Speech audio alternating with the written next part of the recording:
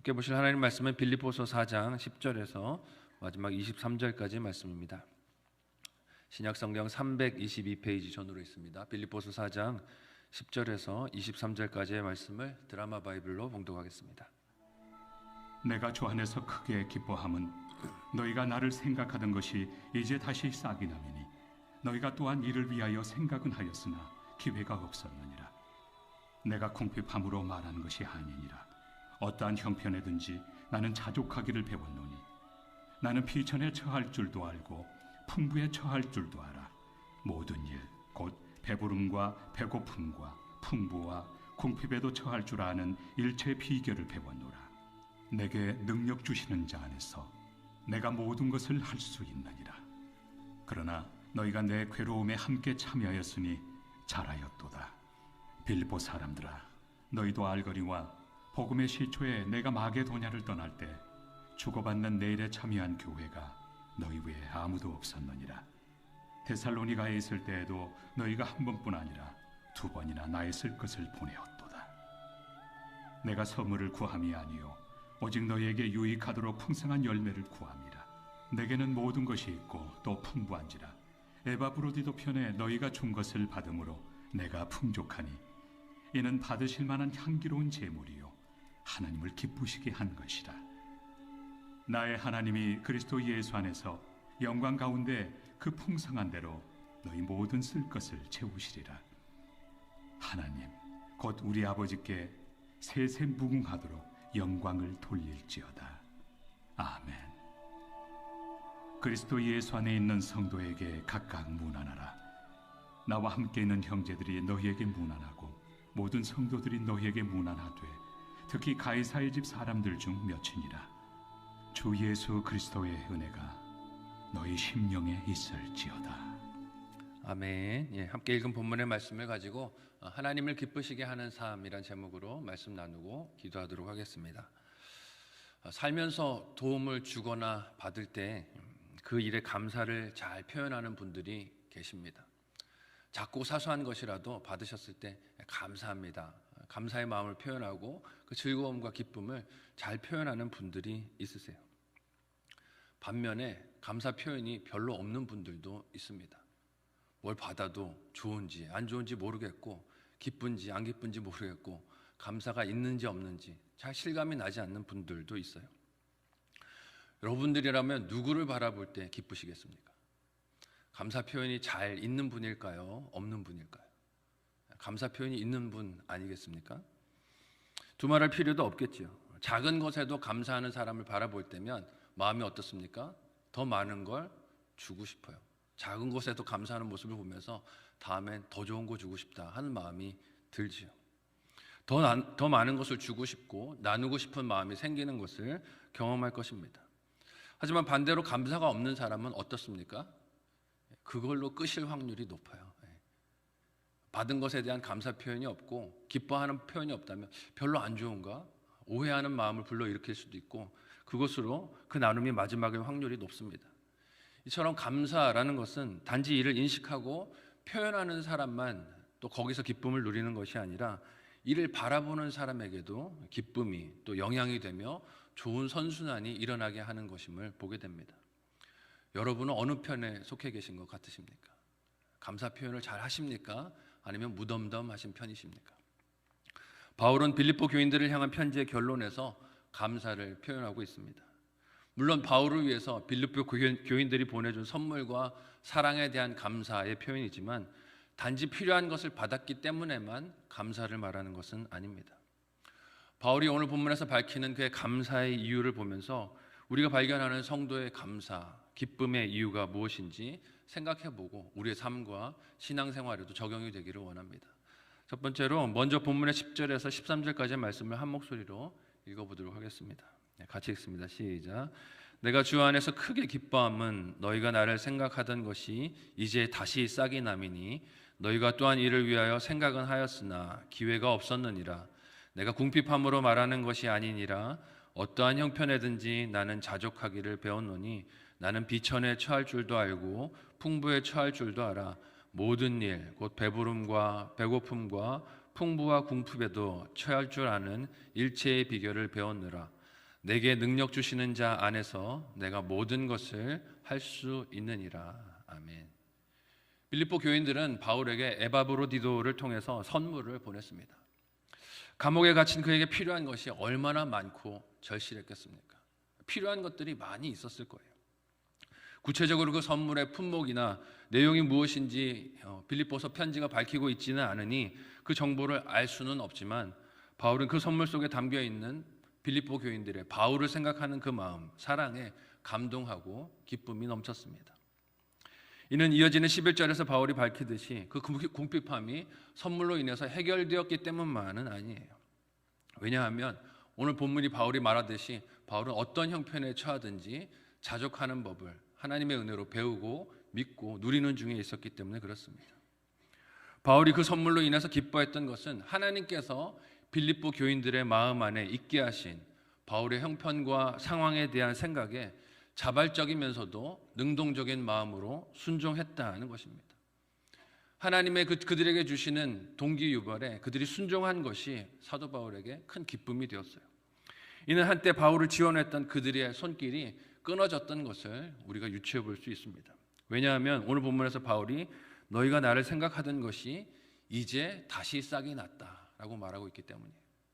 이제 다시 싹이 났다 하는 말은 이전에 시작되었었는데 한번 그친 적이 있다는 뜻이겠죠. 전에는 그를 돕고 지원했었는데 그들 안에 무슨 이견이 있었는지 혹은 바울에 대한 어떤 생각이 달라졌는지 모르겠지만 지원이 끊기는 상황이 있었던 것입니다. 그럼에도 불구하고 바울은 지원이 끊겼던 그 시간이 자신에게서 자족함과 기쁨을 빼앗지 못했다라고 말해요. 하나님이 바울의 만족이며 기쁨이었기 때문에 그렇습니다. 그런 하나님이 자신에게 능력을 주신 분이 되셨고 자신이 그 안에 있었으므로 자신은 모든 것을 할 수 있다라고 고백합니다. 이 본문은 많은 사람들이 특히 사랑하고 많이 암송하는 구절이기도 해요. 내게 능력 주시는 자 안에서 내가 모든 것을 할 수 있느니라. 근데 이 전후 문맥은 싹 빼고 이 구절 하나만 딱 떼서 마치 내가 원하는 일은 무엇이든지 다 이루어질 것이라고 근거로 삼는 용도로 오용되기도 합니다. 그러나 바울이 지금 할 수 있다고 말하는 모든 일이 무엇입니까? 내가 풍부에도 처할 줄도 알고 궁핍에도 처할 줄 안다는 거예요. 내가 모든 형편에 자족하게 하시는 하나님의 은혜 가운데 살아가고 있다는 것입니다. 그러니 이 말은 내가 바라고 원하는 모든 일을 내가 해낼 수 있다라는 말에 긍정적인 마인드나 긍정적인 생각을 부추기는 확신이 아니라 주님 안에서 어떤 형편에도 자족하고 기뻐할 수 있다는 것을 말하는 것입니다. 여기서 우리가 잊지 말아야 하는 것은 이 일을 누구 안에서 사도 바울이 경험하고 있습니까? 예수 그리스도 안에서, 예수 안에서 이런 자족함을 알고 누리고 있다는 것입니다. 자기가 결심해서 된 게 아니에요. 자기가 노력해서 된 것이 아닙니다. 예수께서 자신의 눈과 귀, 마음을 감사할 것들을 바라보고 견디고 이기게 해주셨다는 것입니다. 설령 지원이 끊긴 상황이 있었다 할지라도 거기서 자신의 감사를 끊지 못했다는 것이에요. 우리에게 하나님께서 이 자족함과 감사와 기쁨이 충만하게 해주시기를 예수님의 이름으로 간절히 소원하고 축복합니다.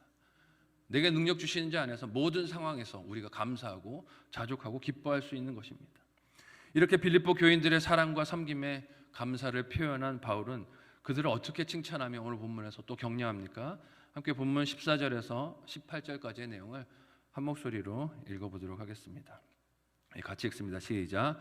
그러나 너희가 내 괴로움에 함께 참여하였으니 잘하였도다. 빌립보 사람들아 너희도 알거니와 복음의 시초에 내가 마게도냐를 떠날 때에 주고받는 내 일에 참여한 교회가 너희 외에 아무도 없었느니라. 데살로니가에 있었을 때에도 너희가 한 번뿐 아니라 두 번이나 나의 쓸 것을 보내었도다. 내가 선물을 구함이 아니요 오직 너희에게 유익하도록 풍성한 열매를 구함이라. 내게는 모든 것이 있고 또 풍부한지라. 에바브로디도 편에 너희가 준 것을 받음으로 내가 풍족하니 이는 받으실 만한 향기로운 제물이요 하나님을 기쁘시게 한 것이라. 아멘. 비록 지원이 끊어졌던 시간, 오해의 시간, 서로 서운할 수 있는 위기도 그들 가운데 있었지만 바울은 이를 언급하지 않습니다. 오히려 빌립보 교인들이 자신의 괴로움에 참여해 준 것, 도와줬던 일들을 기억하며 칭찬을 합니다. 책망보다는 감사로, 그리고 칭찬과 격려로 선한 일, 즉 복음을 증거하는 일에 힘을 낼 수 있도록 동기를 부여하고 있는 사도 바울의 모습을 볼 수 있습니다. 바울이 기억하는 빌립보 교인들의 일은 동참을 주저하던 구제 헌금에 그들이 헌신한 것이었습니다. 그것도 한 번만 실행하고 끝난 것이 아니라 반복적으로 사도 바울의 이 전도를 위한 일에 그들이 헌금하며 동참해 준 것을 기억하고 있어요. 희생한 것을 잘 기억하고 잊지 않고 있습니다. 이를 바울이 기뻐한 이유는 17절에서 또 달리 표현되고 있는데, 그것이 바울이 쓸 것을 채운 유익한 때문만이 아니라 그것이 빌립보 교인들 스스로에게 유익하며 풍성한 열매가 된 것을 보고 기뻐하고 있습니다. 그러니까 너희가 물질을 꼭 필요한 곳에 잘 썼다는 것이죠. 하나님이 기뻐하시는 그 자리에 쌓아서 너희의 받을 상급을 준비하고 예비했다는 것을 말하는 것입니다. 실제로는 하늘에 쌓아서 영원히 동록이나 도둑이 해하지 못할 그곳에 너희가 잘 투자하였다 하는 것을 말하고 있는 것이요. 그렇게 보면 우리가 이 땅에서 다른 이들의 어려움을 위해, 교회의 필요를 위해, 복음의 전파를 위해 드릴 수 있고 물질을 쓸 수 있는 것은 하늘의 보화를 쌓을 수 있는 기회인 줄 믿으시기를 바랍니다. 기회이고 기뻐할 일이라는 거예요. 교회에서 목적 헌금을 하고자 하는 그런 일들이 생겼을 때 이것을 할 수 있는 것은 기회라는 것이에요. 근데 우리는 정작 그 기회 앞에서 망설이지 않습니까? 내 쓸 것도 부족한데 또 교회에서 이런 것을 일을 하자고 그러네 하는 부담으로 혹은 마음의 어려움으로 그것들을 보고 있는 것은 아닙니까? 바울은 빌립보 교인들의 물질적인 헌신이 하나님이 받으실 만한 향기로운 제물인 것을 말하며 이것이 하나님께 기쁨이 되었다라고 말합니다. 또 오늘 본문에서 무엇을 강조합니까? 19절에서 20절까지 본문을 한 목소리로 읽어보도록 하겠습니다. 같이 읽습니다. 시작. 나의 하나님이 그리스도 예수 안에서 영광 가운데 그 풍성한 대로 너희 모든 쓸 것을 채우시리라. 하나님 곧 우리 아버지께 세세 무궁하도록 영광을 돌릴지어다. 아멘. 비록 빌립보의 교인들이 바울과 그의 복음 전파를 위해 여러 번 물질을 헌신하여 드렸지만 바울은 하나님께서 그들의 모든 쓸 것을 채우실 것을 신뢰하고 그 하나님께 영광을 돌립니다. 너희가 참 힘에 넘치도록 이렇게 귀한 일들을 했지만 하나님이 그 귀한 일 한 것들을 채워주실 것이야. 그 하나님께 미리 감사하고 영광을 돌리고 찬양하고 있어요. 실제로 우리의 삶에도 이런 놀라운 일들이 일어나지 않습니까? 저희 가정도 이번 위임 과정을 거치면서 교회의 감사의 마음을 표현할 수 있는 기회들 앞에 기회를 한번 잡아보자 하는 마음으로 표현들을 했어요. 혼자서는 저희가 이 일을 할 수 없겠죠. 아내와 더불어서 상의를 하고 우리가 참 하나님의 은혜로 이렇게 부름을 받고 교회에서 섬기게 됐는데 감사하는 마음을 좀 표현해보자 했더니 아내가 기꺼이 헌신하기로 동참해주고 마음을 함께 모아줬습니다. 쉬운 일은 아니었어요. 사실 그리 형편이 여유는 없었기 때문에. 그럼에도 불구하고 흘려보내자 기쁜 마음으로 이것을 흘려보냈을 때 신기한 일이 뭔지 아세요? 흘려보내면 하나님이 채워주십니다.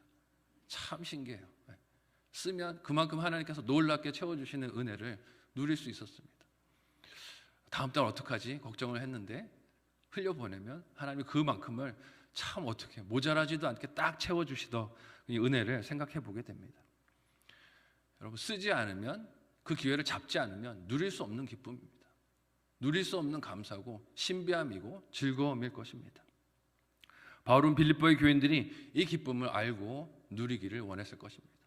손에 움켜쥐고 내 쓸 것을 염려하면서 사는 삶이 아니라 나눠주었을 때 하나님이 채워주시는 기쁨이 그들 가운데 넘치기를 바울도 소원한 것입니다. 그리고 오늘 본문 마지막에서 그 빌립보 사랑하는 성도들에게 마지막 인사를 어떻게 하고 있습니까? 함께 21절에서 23절까지의 말씀을 한 목소리로 읽어보겠습니다. 같이 읽습니다. 시작. 그리스도 예수 안에 있는 성도에게 각각 문안하라. 나와 함께 있는 형제들이 너희에게 문안하고 모든 성도들이 너희에게 문안하되 특히 가이사의 집 사람들 중에 몇이니라. 주 예수 그리스도의 은혜가 너희 심령에 있을지어다. 아멘. 동일하신 하나님의 은혜가 저와 여러분의 삶에 늘 함께 하시기를 사랑하는 예수님의 이름으로 간절히 축복합니다. 아멘.